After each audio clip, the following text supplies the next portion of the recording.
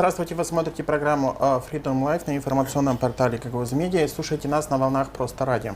Тема сегодняшней программы — судьба трех гагаузских законопроектов «Быть или не быть». Три законопроекта уже более месяца находятся в стенах парламента Республики Молдова. Они еще не были рассмотрены по разным причинам.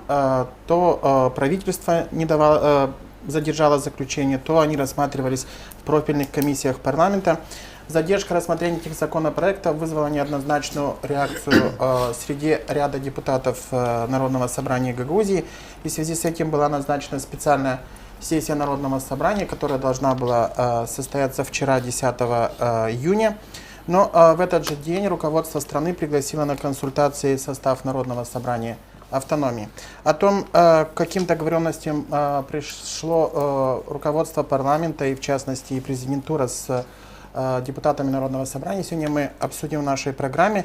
И гостем программы Владимир Михайлович Коса, председатель Народного собрания автономии, Михаил Николаевич Железовый, депутат Народного собрания, Александр Суходольский, заместитель председателя законодательного органа автономии, и Корнел Дудник, депутат парламента Республики Молдова. Здравствуйте. Добрый вечер.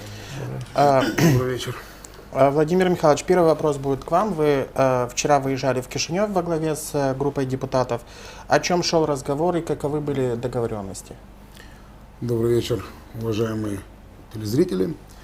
Нас вчера пригласил председатель парламента, пригласил всех 34 депутата. Часть депутатов, в принципе, осталась заседать в Народном собрании. Мы поехали, обсуждали этот вопрос и очень хорошо обсудили этот вопрос и нашли понимание у председателя парламента. И самое главное, мы нашли политическое понимание. Потому что конкретно задали вопрос председателю парламента, есть ли политическая воля решения этих наших вопросов. Где мы четко получили ответ, что да, есть. И да, в течение 3 недель мы эти вопросы по этим 3 законопроектам закроем. В принципе, эти вопросы уже больше года на обсуждении. 2 раза я был в парламенте, должен был докладывать данный вопрос, но так получилось, что профильные комиссии брали на доработку вопросы, поэтому мы откладывали их. Я уверен, что после вчерашней убедительной беседы господина Канду мы поняли, что эти вопросы будут решены. И даже если будут внесены кое-какие корректировки, они не повлияют на структуру в целом этого законопроекта. Ключевая фраза останется, и все, что мы предлагали принимать их в том варианте, которое конкретно подало законодательную инициативу Народное собрание Гагаузии. Я думаю, что подождем буквально вот сейчас пятница, возможно, нас пригласят, а может на следующую неделю, но слово председателя парламента меня убедило, и мы очень хорошо побеседовали. Каждый депутат имел возможность задать вопрос господину председателю, каждому депутату дали слово. Мы очень хорошо побеседовали и затронули ряд еще кое-каких вопросов, но основная наша задача была, чтобы убедить наших даже коллег, которые остались здесь, что отпала необходимость обсуждать его здесь. У каждого депутата появилась возможность задать там вопрос напрямую, не просто обсуждать здесь его в стенах Народного собрания. И мы очень рады, что нас пригласили и что нашли для нас время. Мы очень хорошо пообщались. Я думаю, что разговор был неплохой, и мы получили очень хорошую поддержку. Самое главное, что политическая воля есть. Корнел Анатольевич, если мы вернемся к теме этого вопроса, депутатам, которые так или иначе представляют Гагаузию или являются уроженцами Гагаузии, в самом неудобном положении в этой ситуации в парламенте, потому что если парламент снимает с повестки дня, то обвиняет в том сразу же депутатов от Гагаузии. Вам в то же время приходится лоббировать эти законопроекты в самом парламенте. Почему так затянулся этот вопрос и каковы были причины того, что эти законопроекты неоднократно снимались с повестки дня? Ну, давайте так, на самом деле нам приходится брать много политической ответственности на себя, я имею в виду нас, депутатов от Гагаузии, Карасени, Дудоглу и я, Дудник. То есть так складывается обстоятельства, что зачастую парламент принимает не очень удобные, скажем, решения для нашего региона. И нам, к сожалению, приходится брать на себя персональную ответственность, потому что мы сегодня являемся частью большинства в парламенте республики. Но одновременно с этим я хочу сказать, что также нам приходится, и у нас есть возможность решать очень много вопросов, которые касаются интересов Гагаузии, начиная с каждодневных вопросов, там, частных вопросов, кончая глобальными вопросами, когда речь идет о каких-то серьезных проектах, о каких-то серьезных инвестициях в Гагаузию. Поэтому тут надо разделять мух от котлет, я бы так сказал. Теперь по части этих законов. На самом деле эти законы не год висят в повестке дня, как сказал Владимир Михайлович. Эти вопросы всего лишь 1 месяц, как попали на повестку дня после утверждения бюро парламента. Это была всего лишь первая попытка обговорить их в парламенте была месяц назад, если я не ошибаюсь. Поэтому год и месяц немножко разные периоды. Да? На самом деле рабочая группа работает на протяжении уже года. Рабочая группа была создана еще год, даже чуть больше года назад. И вот она в течение этого года разработала эти 3 законопроекта, которые месяц назад уже легли в повестку дня парламента после решения бюро. Почему так долго? Значит, может быть, в этом есть и просчет, в том числе и наше руководство парламента, и бюро парламента, которое не предусмотрело некоторые обстоятельства. Значит, в парламенте есть очень много законодательных инициатив, и текучка законов очень огромная, не все успевают следить за всеми проектами, которые регистрируются и рассматриваются каждую неделю в парламенте.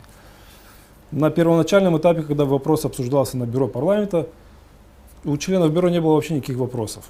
То есть все были за то, чтобы рассмотреть эти вопросы. Мы там торопились со своей стороны, бюро предлагали рассмотреть вопросы, потому что в Гагаузии уже время подходило к тому, что их надо рассмотреть. И бюро приняло решение вынести их на обсуждение в пленум парламента.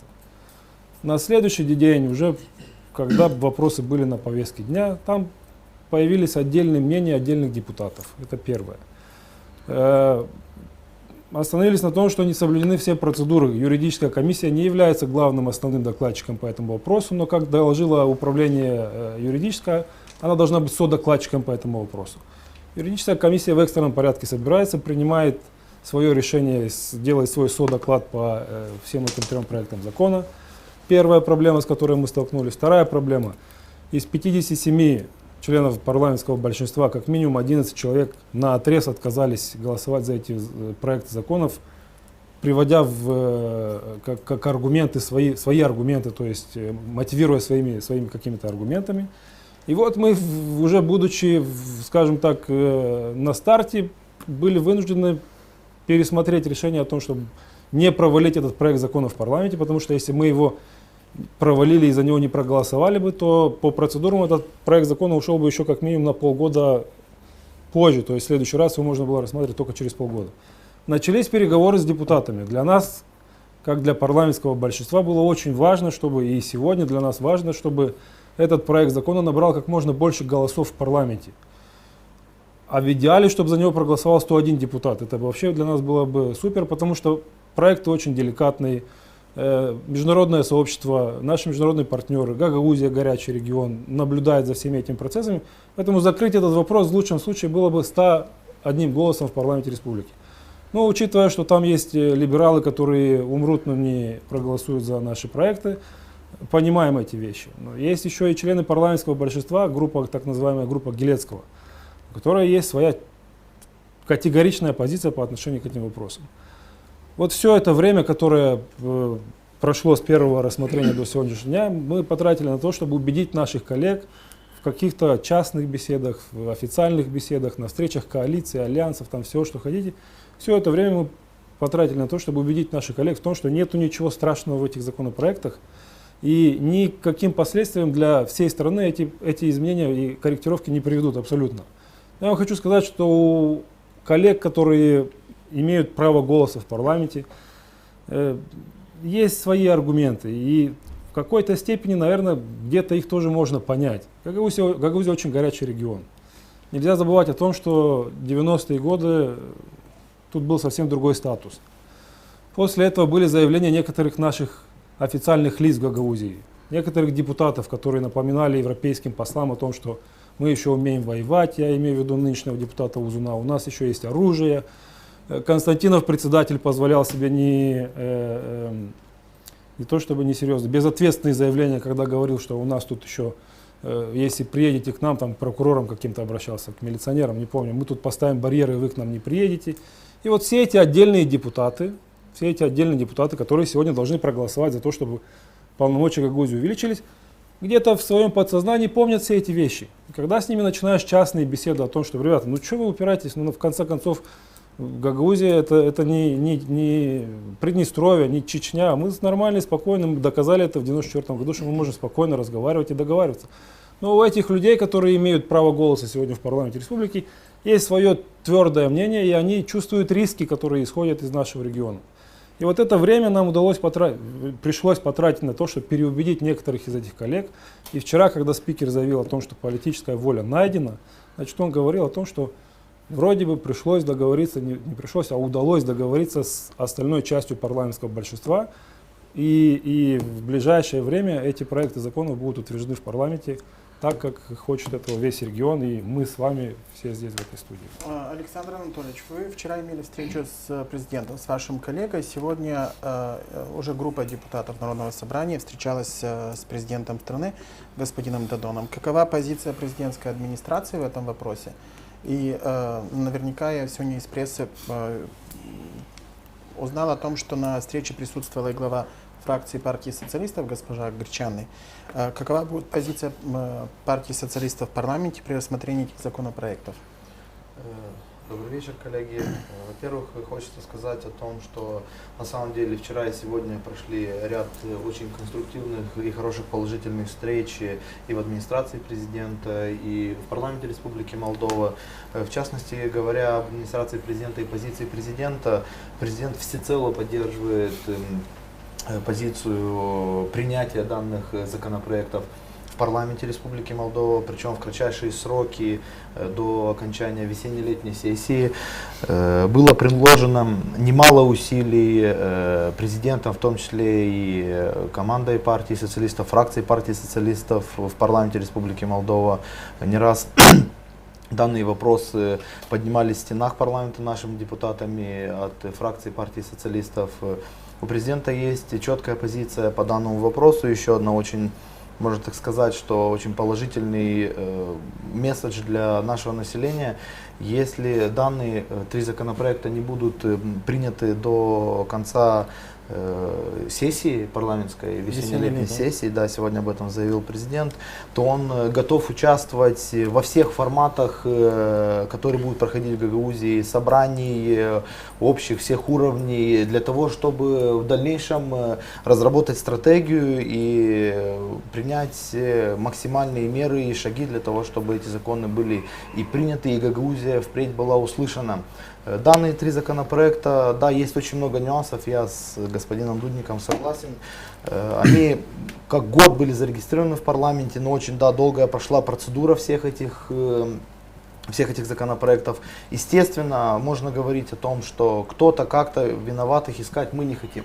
На самом деле мы хотим и в Народном собрании, и все гагаузское общество. И вчера мы увидели это в стенах парламента, и хочу сказать в частности за председателя парламента, который четко ответил на наши вопросы о том, что у них есть, кто-то это может называть политической волей, кто-то может называть это желанием, простым политическим желанием принять эти три законопроекта. И мы надеемся на то, что до тех каких-то, знаете, радикальных мер не дойдет, потому что мы одна единая страна, Республика Молдова, мы часть этой страны, мы автономия, которой хотим развиваться в правовом ключе и без каких-либо конфликтных ситуаций. Александр Анатольевич, а вот позиция партии социалистов, потому что это одна из многочисленных фракций в парламенте, более 20 депутатов. Какую позицию займет партия социалистов в этом вопросе? Партия социалистов, еще раз повторяю, всецело поддерживает максимальное принятие данных трех законопроектов.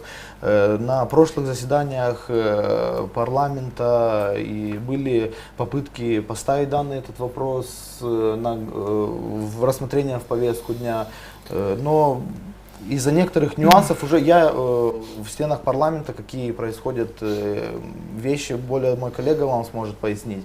Но я знаю точно, что были попытки поставить, но Это не удалось, не увенчалось успехом. Господин Корнел Анатольевич пояснил, почему, какие есть подводные камни. Но я уверен, что на сегодняшний день их больше не существует. И мы с уверенностью будем смотреть в будущую и в текущую неделю, может, в эту пятницу будет проходить заседание парламента, эти вопросы будут поставлены и будут проголосованы наши законопроекты. И фракция партии социалистов всецело поддержит и проголосует. И, как сказал Корнел Анатольевич, очень важно, чтобы эти законопроекты набрали огромный пакет голосов для того, чтобы утвердить статус нашей автономии в лице тех, кто постоянно пытается нас спровоцировать на что-либо. О том, что сегодня автономия имеет и поддержку и в Кишиневе, и в стенах Кишинева, и в стенах власти, и о том, что мы легитимны в конце-то концов. И мы ничего не хотим незаконного, все в рамках конституционных норм. Михаил Николаевич. Если можно, простите, я буквально Короткую чуть-чуть реплику. дополню. Не реплика, а дополнение. Значит, на самом деле, коллегами из партии социалистов были предприняты попытки на последнем заседании внести еще раз эти проекты на голосование в пленуме. Значит, хочу отметить важную деталь. Все три депутата от Гагаузии, Дудоглу, Дудник и Карасени, несмотря на свои партийные обязательства и доктрины, поднимали руки и голосовали за то, чтобы эти вопросы были включены в повестку дня. Это деталь маленькая, но очень важная, чтобы люди понимали, какие у нас есть намерения на самом деле по участию в этих проектах. Да, спасибо. Михаил Николаевич, вот вчерашняя встреча. На ваш взгляд, создалось ли у вас впечатление о том, что эти законопроекты наконец-то будут проголосованы в парламенте? Это первая часть моего вопроса. И вторая, насколько эти законы важны для Гагаузии? Потому что если мы вникнем в юридические детали, то там, например, один из законопроектов предполагает просто согласование с народным собранием по тем или иным законопроектам, которые касаются Гагаузии. То есть и такие ряд полномочий заложены в том числе и в Конституции. Насколько это поможет укрепить статус гагаузской автономии? Спасибо. Всем добрый вечер. Я хотел бы начать с того момента, с назначения даты чрезвычайной сессии. Она действительно была назначена 10-е. И я уверен, что все наши коллеги, в том числе я, собирались пойти на эту сессию. Но когда нам поступило приглашение от председателя парламента, естественно, что это моя первая реакция была, естественно, что необходимо поехать и непосредственно там, в стенах парламента, довести до депутатов парламента, до председателя парламента ту озабоченность, которая высказывается у нас на сессиях, общественностью. Мне кажется, что нам это удалось сделать. К сожалению, это право каждого депутата. Не все откликнулись, не все поехали.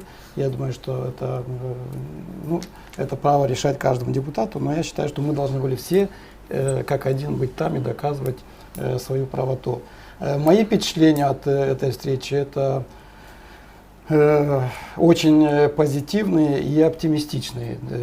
Я увидел в выступлении председателя парламента готовность решать, и прозвучавшие доводы, аргументы в пользу необходимости принятия этого, они меня еще раз убедили, тем более, что мы услышали, что до конца вот этой сессии эти законопроекты будут приняты. И мне кажется, что я призвал бы и своих коллег, что мы в этой ситуации отошли от взаимных обвинений и перешли в конструктивное русло. То есть мы должны сегодня встречаться с депутатами, мы должны встречаться, сегодня группа депутатов встречалась с президентом. Если есть необходимость, нужно встречаться с послами. То есть время очень ограничено, мы должны убеждать всех в необходимости. Но и депутаты, которые там присутствовали, и представители парламента понимают необходимость. И у меня возникло ощущение, что эти законопроекты примут. И здесь хотел бы ответить еще один важный момент, что вот эти законопроекты обсуждаются, но там еще один важный законопроект, который, я надеюсь, что тоже будет принят, это о переходе с смешанной системе выборов и необходимости выделения для Гагаузии квоты. Мы принимали соответствующие заявления Народным собранием Гагаузии, и я думаю, что мы не должны сейчас увязать, я имею в виду депутаты, увязать вот этих взаимных обвинениях, в этих конфликтах, когда друг на друга вешаются ярлыки, кто прав. Мы должны все воедино вот бить, чтобы приняли вот эти законопроекты в пользу нашей Гагаузии. Что касается самих законопроектов, там я не являюсь членом группы, но, естественно, как депутат я интересовался теми законопроектами, которые обсуждаются. Там первый это законопроект о внесении изменений в закон о местном публичном управлении, в закон о административно-территориальном устройстве Республики Молдова и закон об особом правовом статусе Гагаузии. И мы там, когда встречались 6 депутатов и группа депутатов председателя парламента, там, в принципе, ряд статей, по крайней мере, до нас довели, какие есть проблемные моменты в обсуждении этих законопроектов. Я вижу, допустим, в частности, вот взять закон о местном публичном управлении, внесение изменений. Там очень важно, что вводится особый уровень. То, что мы уже не один год Гагаузия требовала, чтобы Гагаузия стала особым уровнем. То есть это повысить функциональность вообще Гагаузии в плане решения и исполнения прав и полномочий самой Гагаузии. Поэтому эти законопроекты очень важны. Да, есть там детали. К сожалению, последние вот изменения, которые обсуждалось в рабочей группе, мы как бы не увидели, не получили. Было высказано, что рабочая группа имеет эти, но, к сожалению, у нас на руках не было. Кстати, вот вы задели одну очень интересную деталь. Вот, насколько я понял, вчера из брифинга вашего вот, и ряда ваших коллег после участия, приезда в Камрад, о том, что те изменения, которые были предложены профильными комиссиями в парламенте, были направлены руководителю рабочей группы со стороны сопредседателя рабочей группы господину Лейчину. Почему-то, как оказалось, они не дошли до членов рабочей группы и до депутатов Народного собрания. Здесь То есть у меня возникает вопрос, как может я как раз хотел перейти вот вообще происходить? к деятельности вот рабочей группы вообще и взаимодействию рабочей группы вообще с Народным собранием.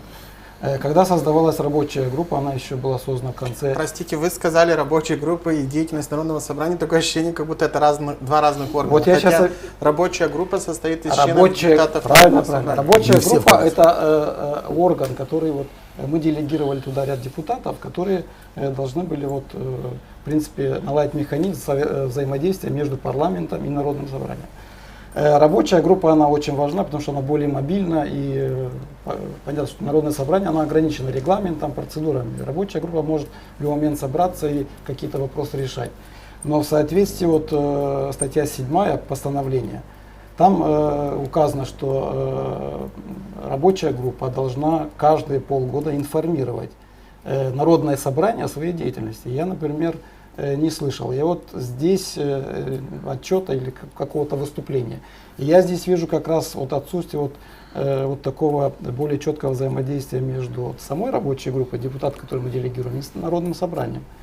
И я думаю, что должна быть четкая связь между Народным собранием, рабочая группа и депутаты парламента. Мне кажется, эта связь четкая, она отсутствует. В связи с этим у нас возникает вот это чрезвычайщина, когда нужно вот каким-то образом решать вопрос, хотя я думаю, что эти вопросы можно решать более последовательно и системно, не будоража людей и населения. Владимир Михайлович, как вот получилось так, что отсутствует вот такая взаимосвязь между рабочей группой и самим Народным собранием? Я не могу понять, почему не поставили в известность, но я так думаю, может, неумышленно, как бы не хочу обвинять коллег, потому что это как бы неприлично говорить о человеке, когда его нет здесь. Поэтому я думаю, что оценку могут дать только депутаты. Все вместе мы обсудим этот вопрос, почему не дошло до всех депутатов, до членов рабочей группы. Потому что нам сказали четко вчера в парламенте, что наработки, кое-какие изменения, которые предлагались, сопредседателю отправили на почту, и он должен был передать. Ну, насколько... Председателю Лечу. Да, сопредседателю комиссии. Но у нас есть, да. Все знают, кто у нас сопредседатель комиссии, поэтому я думаю, что, конечно, он должен был передать каждому депутату, который в этой группе, и они должны были это обсуждать, потому что вчера была Екатерина Жекова, которая была удивлена, она является как раз членом этой рабочей группы.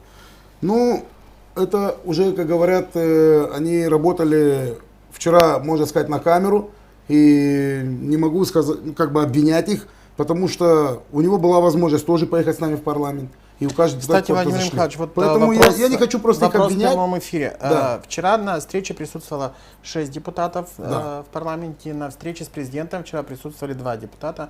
В общей сложности это получается 8, хотя двое, что были в президентуре, это те же самые. Да, 6. Шесть, Ну ну, да, всего но я шесть имею в виду, было. что в президентуре было 2, да? Ну, они раньше уехали, да. Было ли предложено всем депутатам поехать в парламент? В парламент было предложено поехать всем, 34 депутата были и как получили извещение. Мы это сделали еще в воскресенье, потому что получил приглашение в воскресенье. Позвонил лично представитель парламента и сказал, вот мы приглашаем, мы готовы обсудить эти вопросы. В первую очередь было предложено председателю комиссии рабочей этой группы. И я позвонил Георгию Георгиевичу. Георгий Георгиевич, в принципе, согласился, даже сказал, очень хорошо, будем обсуждать. Как бы. Я даже был уверен, сказал, что мы можем поехать машина будет, кто пожелает, может с нами поехать. Кто пожелает, я сказал, что депутаты, может, у вас какие-то есть вопросы в Кишиневе, встречаемся в 10:30. Корнел Анатольевич стоял в 10:30 перед входом, всех ждал. Такая была договоренность, что он будет встречать. В принципе, кто пожелал, приехал вот Александр с Петром Ивановичем Чавдарем, приехали там, мы встретились прямо возле. Виталий Иванович Чебану тоже был прямо Владимир там возле Михайлович, двери. И сказать, что никто не знал, как бы просто мы должны немножко прекратить выносить ссоры из избы. Просто я вижу это так, что пытаются кто-то набрать какие-то политические очки, непонятно на чем. Здесь есть конкретный вопрос, который надо решать. Владимир Михайлович, здесь, наверное, разговор не столько стоит о том, что кто-то пытается набрать политические очки, сколько стоит о том, что когда речь касается вопросов Гагаузии, то в Народном собрании мы, извините, как бы демонстрируем то, что даже не имеем единства в том, чтобы приехать и отстаивать свою позицию. И вчерашний день это ярко показал. И вы, как руководитель законодательного органа, у меня к вам вопрос. На ваш взгляд, почему так получилось, что депутаты, которые заинтересованы, казалось бы, все 34 должны быть в продвижении этих вопросов, разделились на такой простой вещи, как стоит ли ехать в Кишинев для встречи с руководством парламента или здесь оставаться и непонятно, что обсуждать. Вот почему так я отвечу произошло? сейчас, смотрите. В принципе, была договоренность, кто хочет с нами поехать или как. Мы к 9 тронемся отсюда, как бы, чтобы было время доехать до парламента.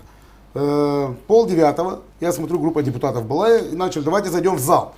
Я объясняю, ребят, ну у нас в 11, как бы, если даже и сессия, у нас есть как бы рабочий кабинет, они все прошли в рабочий кабинет, и мы начали это обсуждать. Я им сказал, зачем обсуждать здесь, едем туда, какие проблемы? Ну, начали, что сессия надо обсудить. Да нету вопросов, мы же на сессии как раз это и хотим обсуждать. Мы не хотим ничего там больше другого обсуждать. Этот вопрос внесен, нет никаких вопросов. Если сегодня нам конкретно говорят, что 3 недели, не будет в течение 3 недель, так соберем сессию, какие проблемы? Сегодня могут 13 депутатов, 12 даже, потому что у нас сегодня 34 депутата.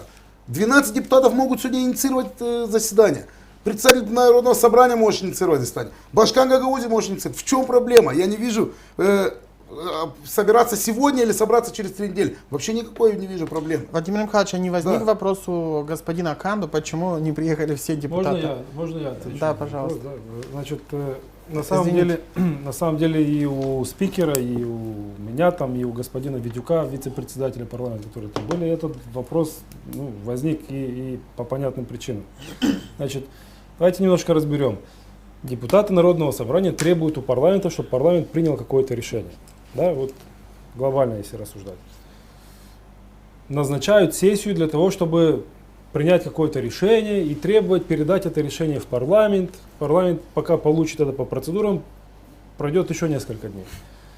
Спикер, когда получил информацию о том, что депутаты Народного собрания собирают экстренную сессию с одним единственным вопросом, гагаузские проекты законов, которые должны быть утверждены в парламенте, спикер бросил все свои дела, раздвинул свой график, предложил поучаствовать в встрече еще одному руководителю парламента, вице-спикеру парламента Витюку, то есть собрали тяжелую делегацию, чтобы видели серьезность намерений со стороны парламента.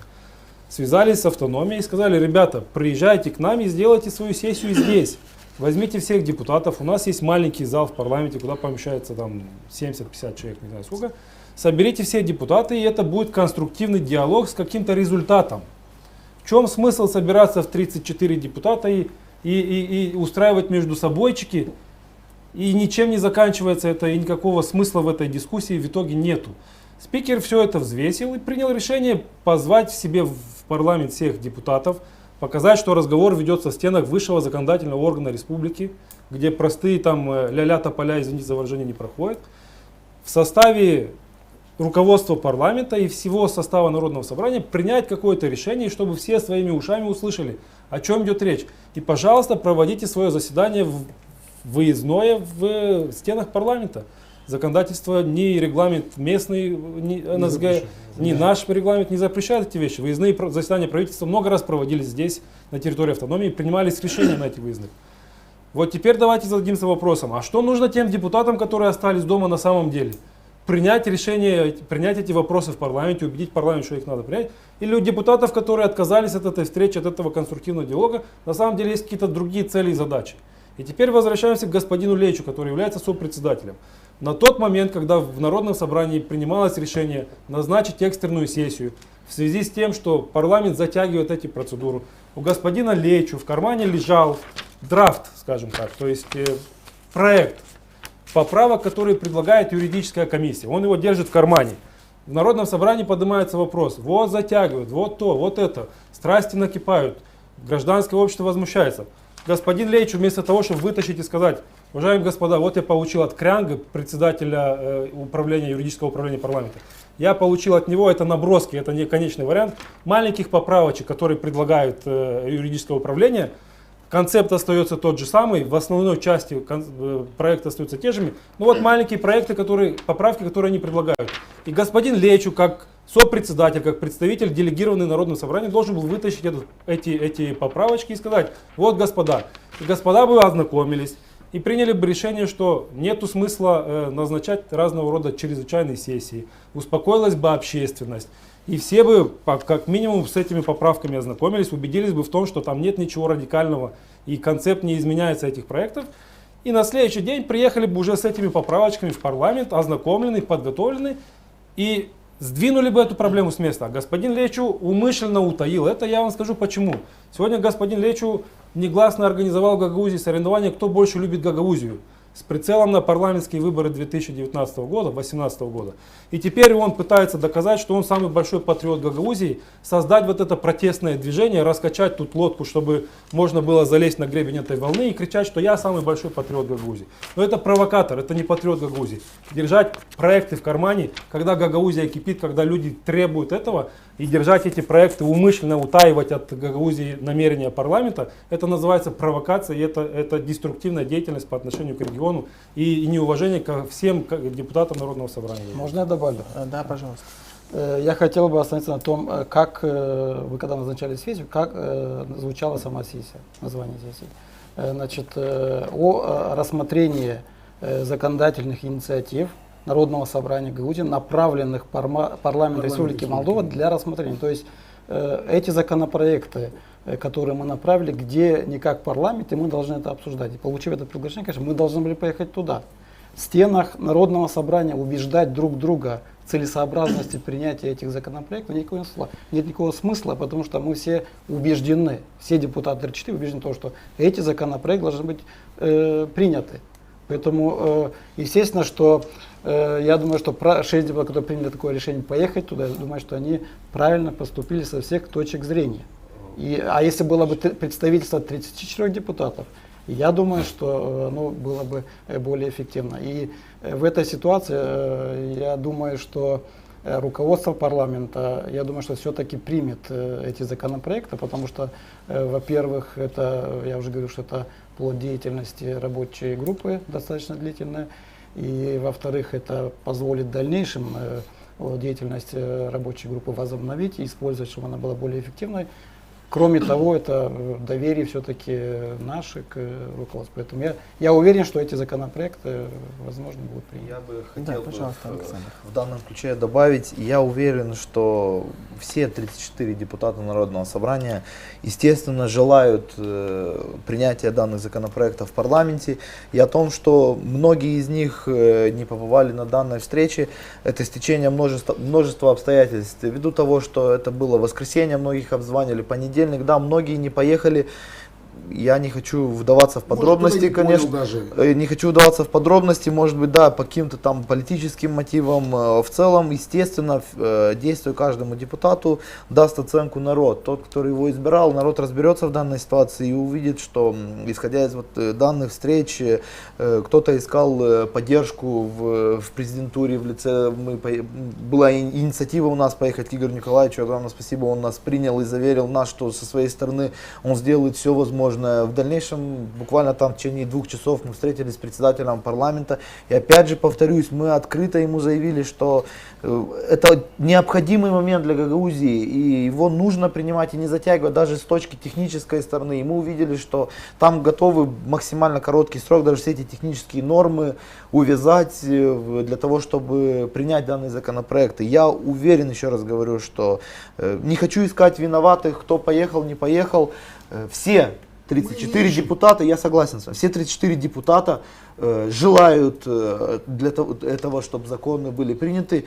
И я уверен в том, что многие, даже кто немного не сориентировался и не понял, и эти все моменты, эти острые углы нам удастся срезать, и мы будем работать все в общем и целом для развития автономии.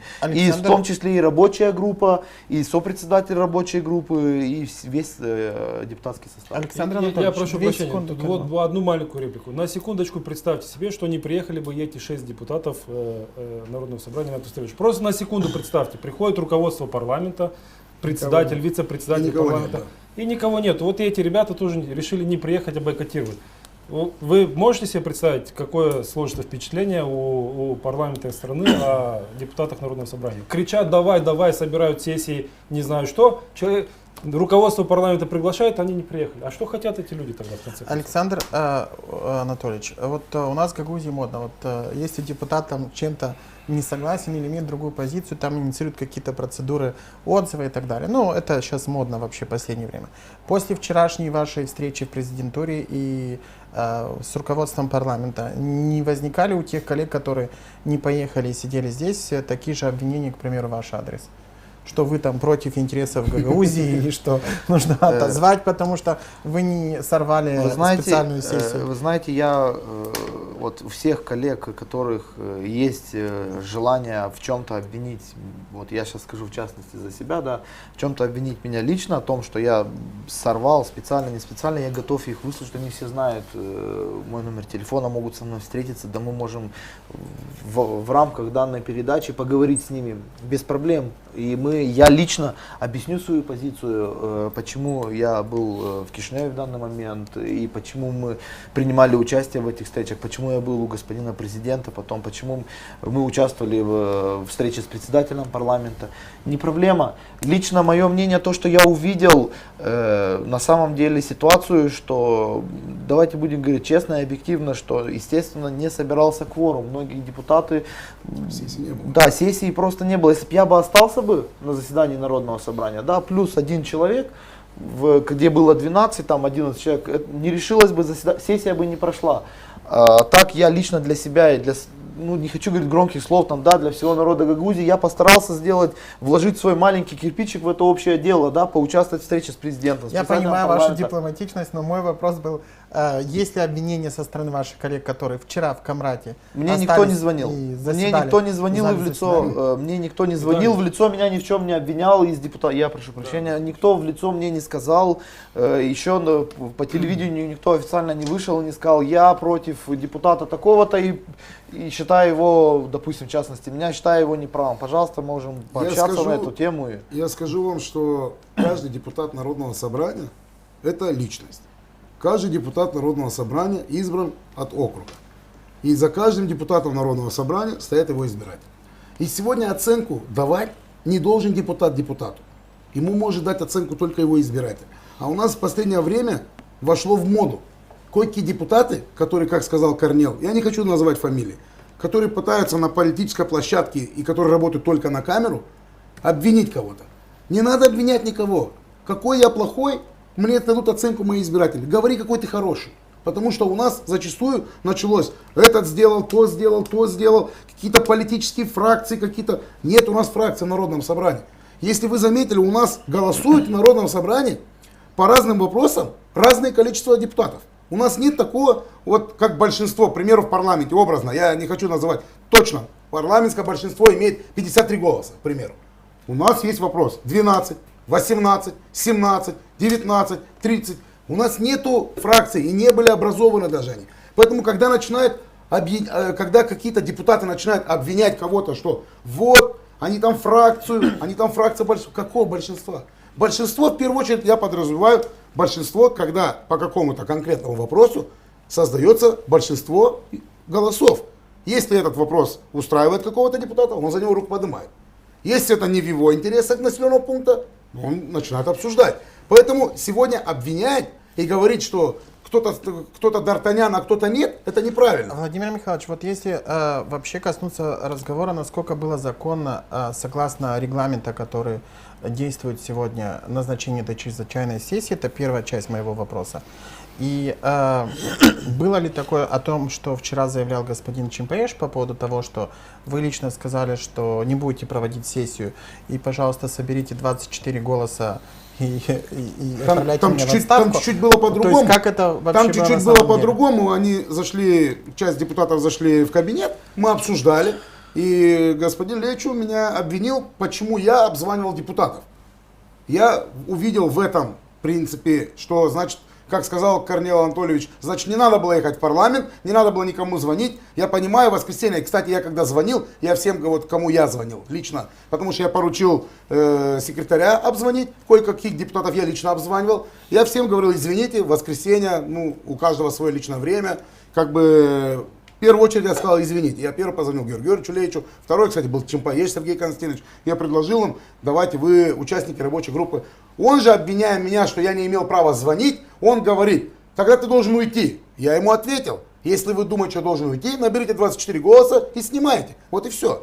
Разговор такой был, и он его и озвучил. Я не говорю, что такого не было. Да, было, но было немножко в другом. Он сказал, что ты не имел права звонить. Кто тебе дал право звонить? Я говорю, ну, пока сегодня меня выбрали председателем, и коль мне позвонили, я не должен никого спрашивать, звонить мне депутату или нет. Я любого депутата ставлю в известность, что есть такая телефонограмма, и мы ее должны были обсудить. Я понял. Вот что касается законности... Это рабочий момент, и поэтому не ему как бы решать, прав я или не прав. Если у него есть какая-то, пожалуйста, выскажи. Я всегда говорю, каждый депутат имеет право что-то сказать. Это его голос, никто его не ограничивает. Но упрекать меня, я ему не позволю себе упрекать меня. Законность назначения этой чрезвычайной сессии, согласно действующего регламента Народного собрания. На сессии?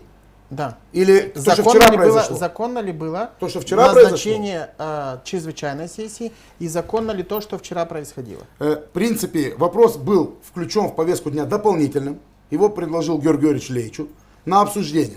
Чрезвычайная сессия подразумевает, важность вопроса была. Но мы же не знали, что есть наработки, уже есть вопросы, которые получил он от парламента. Я не хочу, опять же, обвинять никого. В принципе, вопрос был проголосован. Он был проголосован всеми депутатами. И мы не отрицаем это.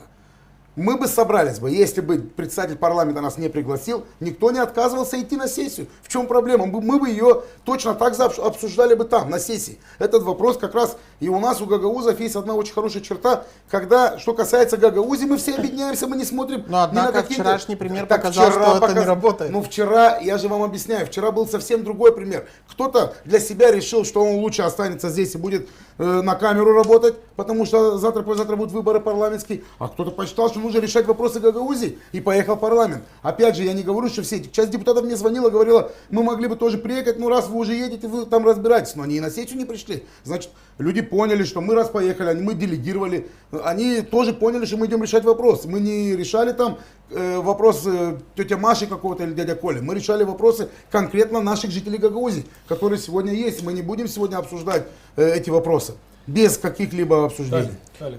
Давайте Михаил Николаевич. Дальше хочу сказать по отношению сессии.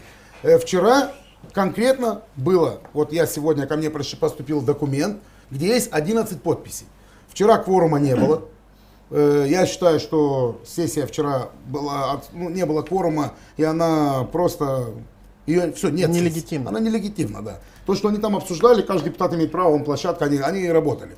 Но 11 подписей не дает права инициировать следующую сессию.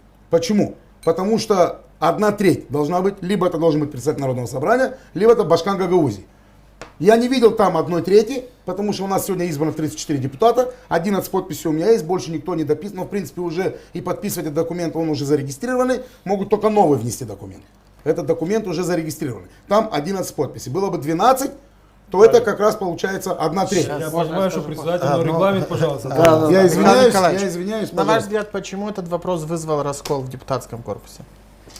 Но я здесь не вижу раскола. Ну, Тут разные точки зрения, разные подходы. Оно может быть политически мотивировано или каким-то образом. Я думаю, что это сейчас принципиально не важно. Я думаю, что мы должны сконцентрироваться на решении вот этих проблем. Да, у нас проблемы есть между автономией и Кишиневым в плане взаимоотношений. Мы эти все проблемные вопросы знаем, и мы их должны отстаивать. Как политический орган Народное собрание мы должны отстаивать. И мы их отстаиваем, но мне кажется, проблема и этого состава, и предыдущих составов в том плане, что мы не последовательны, не системны и не добиваемся того, даже политических заявлений, которые принимаются на уровне Народного собрания, они остаются только лишь на бумаге политическими заявлениями. То есть последующих шагов, практических шагов для реализации этих заявлений не предпринимается. Мы это видим и видели, я на сессии говорил о том же съезде депутатов всех уровней, когда серьезный документ был принят, но даже те, которые сегодня выступают и выступали, но ни один пункт не реализован. Поэтому это большая Вы имеете в виду проблема. последний съезд, который... Депутатов всех 12 уровней в году. 2014 году. 12. И в 2014, в феврале 2014 года был принят. Да. И если мы будем так отстаивать наши права, пройдет еще лет 50, мы об этом же будем говорить. Если вы посмотрите съезд и рекомендую тем депутатам, которые вот сейчас настаивают, чтобы они еще раз просмотрели то, что они говорили на съезде. То есть тогда звучали точно такие же политические речи в отношении отстаивания прав Гагаузии, но ни одного шага практического не было реализовано. Это первое, то, что касается политических, отстаивания наших политических прав. Но мы не должны забывать, что наши граждане все-таки больше интересуют решение социально-экономических вопросов. ну, это да. И это очень важно, потому что по большому счету вот наши активисты апеллируют на что народ, общественность.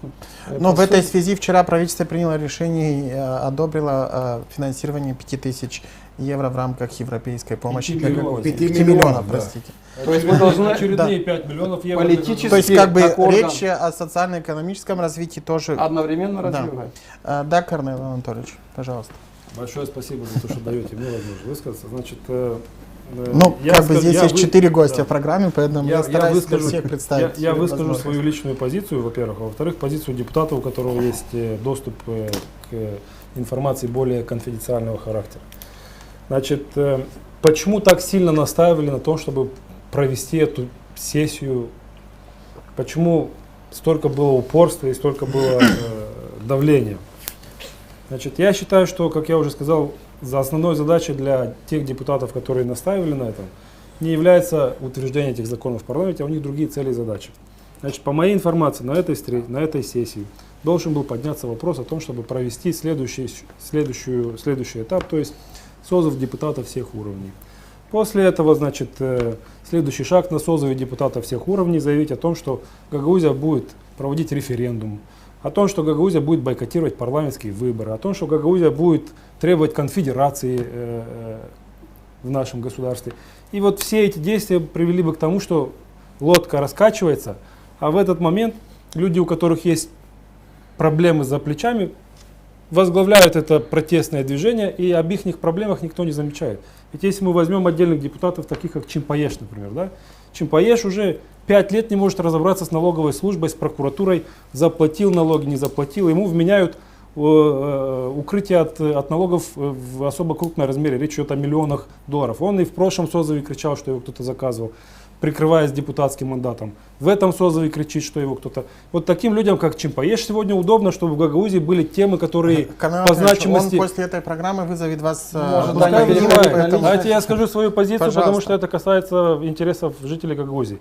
таким людям, которые хотят прикрыться за статусом Гагаузии, за статусом депутата Народного собрания, таким людям, которые хотят прикрыться за народом Гагаузии, вот они и выталкивают, выпячивают на баррикады все вот эти вещи и ситуации, создавая таким образом себе щит для того, чтобы о их вещах и о их проблемах никто не говорил. И завтра, если придут следственные органы или прокуратура и попросят Чимпаеша на ковер, он будет кричать, что он политический, как называется, политический диссидент, политзаключенный. И люди в Гагаузии им будут верить, потому что он сегодня больше всех кричит: я за права Гагаузии, давайте наш закон. Он больше всех сегодня кричит с нацелом на то, что щит его будет еще крепче, когда к нему будут вопросы от правоохранительных органов. Вот на самом деле в чем вся эта подоплека, которая меня сильно возмущает, если У вас честно. была реплика? Нет. Наше время подошло к завершению нашей программы, но я бы хотел, чтобы каждый из вас ответил на один вопрос. Что мешает сегодня Гагаузии конструктивно вести диалог с Кишиневым? Потому что вчерашний день показал, что в Гагаузии есть какие-то проблемы, которые мешают концентрироваться и собираться политическому классу гагаузской автономии для того, чтобы единой позиции выступать в переговорах с Кишиневым. Михаил Николаевич. Ну, я, как уже отмечал, я в принципе не вижу особого конфликта. В большей степени я вижу попытки показать вот это противостояние, которое, больше, наверное, эти противостояния виртуальные, больше средства массовой информации, которые преподносятся. Но по сути я считаю, что вопросы, которые у нас вот сейчас есть, проблемы, которые сейчас обсуждаются, они должны решаться в стенах административных зданий, в Народном собрании, в исполкоме, и не выносить это в населенные пункты, потому что в населенных пунктах люди не ждут от нас вот такого противостояния. И когда они выбирали, в том числе и нас, они ждут реальных конкретных результатов. Политический вопрос, который мы решаем, да, они интересуют людей, но людей больше интересуют рабочие места, открытие производства, повышение заработных плат и пенсий. Поэтому мы должны на этой почве, на этой идее вместе собраться и прийти к какому-то общему мнению, консенсусу, чтобы эти вопросы решать. Меня, конечно, радует, что вы оцениваете влияние СМИ на жителей региона, но вчера ваши коллеги, которые сидели в зале, они позировали на камеры, и это вся страна наблюдала это в прямом эфире. Поэтому говорить о том, что это только заслуга СМИ в том, что разгорается такая ситуация, то, наверное, не совсем корректно. Только реплика. Роль средств массовой информации вот в таких противостояниях очень важна. И главное, чтобы эти средства массовой информации были объективны и не искажали информацию. Ну, как минимум, это давалось в прямом эфире. Потому что, когда вырывается с контекста, люди могут это... И это очень опасная игра. Владимир Михайлович. Я думаю, что сегодня вопросы, которые поднялись в Гагаузии, они будут решены. Они будут решены. И я, в принципе, хочу призвать всех депутатов Народного собрания, чтобы немножко остыли, чтобы не оскорбляли друг друга в первую очередь. Это очень хочется пообщаться. Мы, наверное, соберемся. И я даже могу сейчас сказать, что всегда двери открыты. Я думаю, что каждый депутат может прийти без камер, мы пообщаемся. Если есть какие-то вопросы, мы его должны обсуждать сами, решать этот вопрос. Наша задача сделать жизнь Гагаузии лучше. И это задача каждого депутата. Я думаю, что когда депутат шел с предвыборной кампании, он шел именно с этой задачей. Чтобы в своем населенном пункте было все хорошо, чтобы в Гагаузии было все в целом хорошо, и чтобы мы, в первую очередь, не ругались. Я думаю, что остынут. Сейчас как раз начинается летний период, немножко будет пауза небольшая, потому что часть депутатов, смотрю, уже звонят, говорят, что выходят в отпуска, будет немножко пауза, подождем 3 недели, парламент свое слово скажет, и вернемся, немножко остынем, без оскорблений, без личных каких-то неприязей друг к другу, а конструктивно будем работать.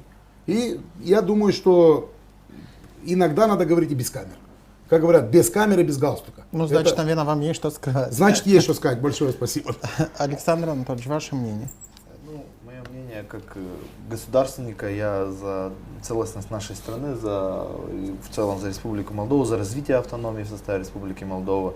И я хочу сказать, что у гагаузской автономии есть множество союзников. Большинство, как можно так сказать, политического класса относится с огромным уважением к нашей автономии.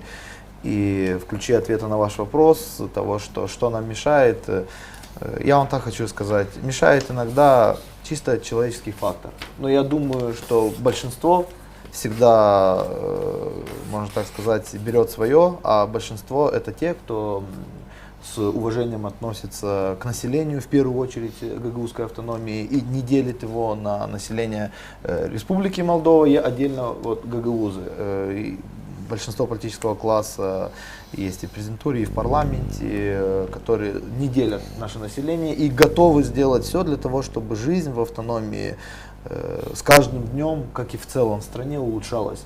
И самое главное, по моему мнению, вот и коллеги говорили, всем нужно остыть, потому что, вы знаете, есть такое мировое такое фраза, что деньги любят тишину. Так вот нынешняя политическая ситуация и решение вот этих 3 законопроектов, они тоже требуют немного тишины, собранности, хладнокровия, и я уверен, что все будет хорошо. Канел Анатольевич, что мешает Гагаузии объединиться и единым фронтом отстаивать интересы гагаузской автономии? Вы ответили на вопрос, который сами же и задали. Значит, поправочка маленькая. Не что мешает Гагаузии объединиться, а кто мешает Гагаузии объединиться. Я могу назвать пофамильно, ну, господин председатель. Но не будем создавать черных списков. Не будем создавать черных списков. Это как бы прерогатива другой организации. В Гагаузии есть небольшой список таких людей, которые мешают объединению Гагаузии. А отсутствие единой позиции в Гагаузии мешает тому, чтобы между Гагаузией и центром был налажен диалог. Только в том случае, когда в Гагаузии будет одна большая сила, когда в Гагаузии будет единое гражданское общество с единой позицией, когда в Народном собрании будет одна большая сила, единое мнение, единая позиция, тогда центр будет принимать эти сигналы намного быстрее, потому что будет с кем считаться. А когда 35 депутатов в Народном собрании имеют 12 позиций, когда гражданское общество в Гагаузии разбито на 8 частей, на 8 политических партий и все, что с этим связано, вот пока мы не соберемся в один кулак, пока мы не создадим такую силу, с которой центр будет считаться с Гагаузией так, как хочет Гагаузия, этого никто не будет. И единственный вариант в этой ситуации, выйти из этой сложной ситуации, как я сегодня вижу на сегодняшний день, это общественная организация «Новая Гагаузия», которая привлекает и предлагает вступить в свои ряды вне зависимости от партийной принадлежности всех лидеров, общественников, трактористов, всех, кто хочет чем-то поддержать Гагаузию и создать большую силу в Гагаузии, объединить Гагаузию, чтобы центр с ней считался. Я благодарю депутатов Народного собрания за то, что приняли участие в нашей программе, депутата парламента господина Дудника. Напомню нашим зрителям и радиослушателям, что вы смотрели и слушали программу Freedom Live. Сегодня мы говорили на тему судьба 3 гагаузских законопроектов «Быть или не быть». И надеюсь, что через 3 недели вложенная в уста Гамлета крылатая фраза Шекспира «быть или не быть» уже будет неуместной. И мы будем уже говорить о том, что статусу Гагаузии быть. Я с вами прощаюсь, оставайтесь с нами.